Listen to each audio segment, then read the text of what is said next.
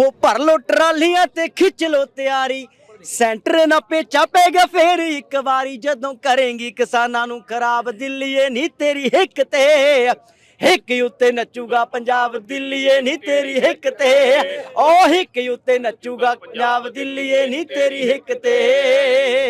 नमस्कार, मैं हूं आशीष चित्रांशी और आप देख रहे हैं the news launcher. Shambhu border और बार बार मैं एक बात कहता हूं, कलाकार इस देश की सेलिब्रिटी, यही किसान खेतों में खलियानों में गाने सुनते हैं, फिल्में देखते हैं, मोबाइल देखते हैं और सेलिब्रिटी बनाते हैं। आज जब किसानों को जरूरत है तो कौन सा सेलिब्रिटी है शंभू बॉर्डर पे खड़ा?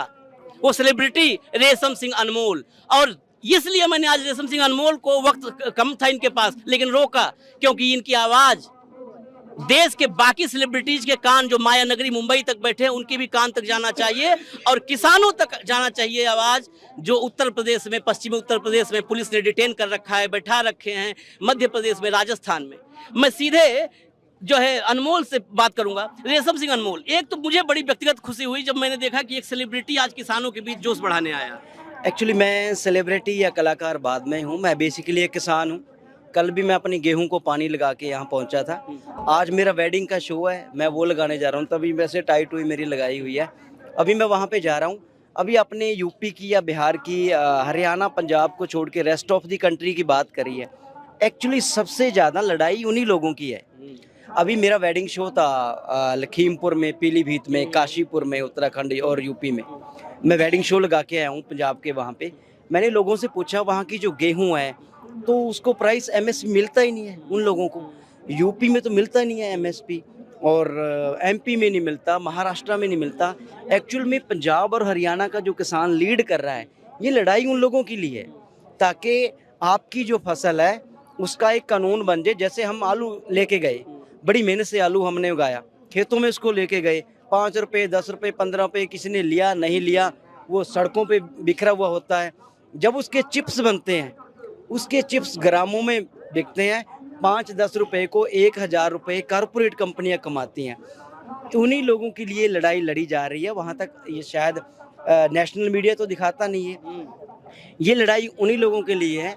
हमारे ऑनरेबल रिस्पेक्टेड प्राइम मिनिस्टर साहब जब सीएम थे गुजरात के, उनके वीडियोज़ हैं यूट्यूब पे, वो खुद कहते थे कि स्वामीनाथन जी की रिपोर्ट है C2+50 की, उसके हिसाब से किसानों को उसका मूल्य मिलना चाहिए और एमएसपी का कानून बनना चाहिए। C2+50 ये है कि जैसे कोई भी वर्कर है, काम करता है 8 घंटे 10 घंटे, उसको छुट्टियां मिलती हैं साल की 12, उसको सैटरडे या संडे की छुट्टी मिलती है, उसको ओवर टाइम मिलता है, उसको पेंशन मिलती हैं, उनको भत्ते मिलते हैं।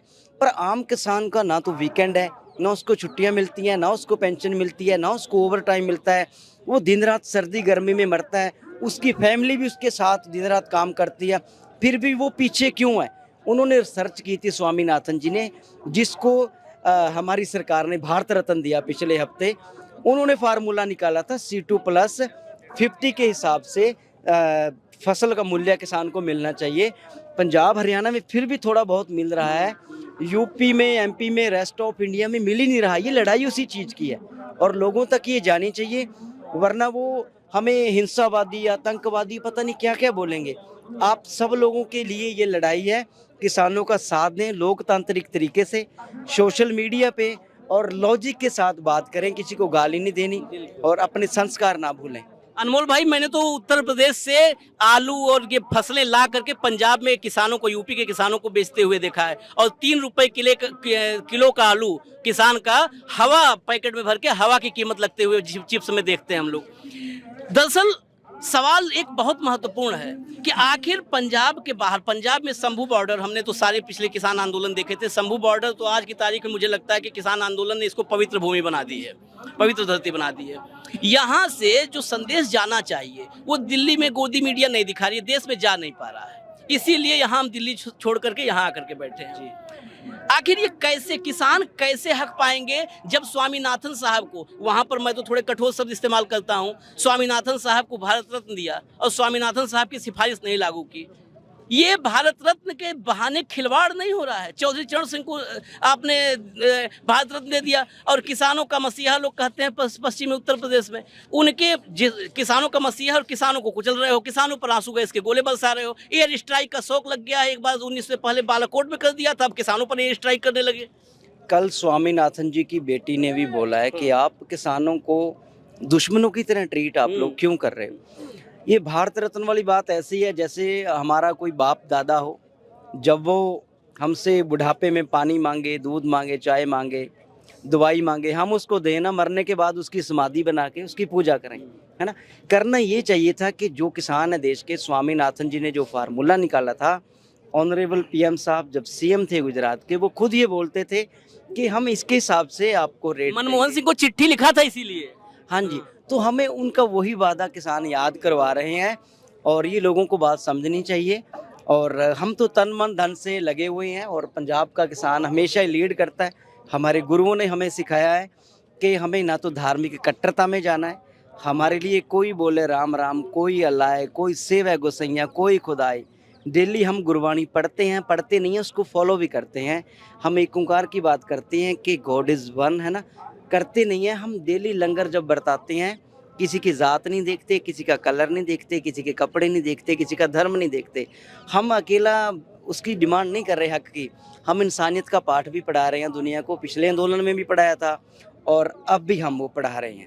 अनमोल भाई के पास वक्त कम है, मैं अब इजाजत लूंगा, लेकिन उससे पहले जिनकी जुबान नहीं खुल रही है, कदम बढ़ नहीं रहे हैं, दरअसल ये देश वाकई बताऊं तो सहमा हुआ है। पंजाब में ये आंदोलन देख के मुझे लगा कि हाँ चलो, इस देश का एक हिस्सा है जो सहमा नहीं है। नहीं तो पश्चिमी उत्तर प्रदेश से लेकर के वो पूरी हिंदी पट्टी बोल नहीं पा रही है, कदम नहीं बढ़ा पा रही है। 4-6 लाइनें ऐसी सुनाइए कि कम से कम भीतर उनके लगे कि हाँ अभी हम लड़ सकते हैं अपने हक के लिए।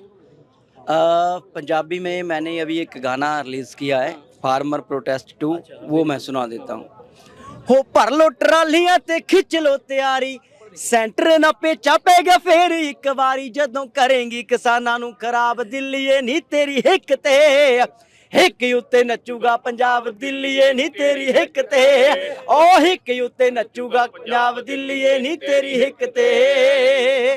तो हम तो इंस्पायर कर रहे हैं अपने लोगों को कि ट्रालियां भर भर के रेडी हो जाओ राशन की, क्योंकि ये हमारा घर भी है ट्राली, और हमारी किचन भी है, और हमारा टैंक भी है, सब कुछ बैकबोन है कंट्री की, उसको लेके हम चले हुए हैं।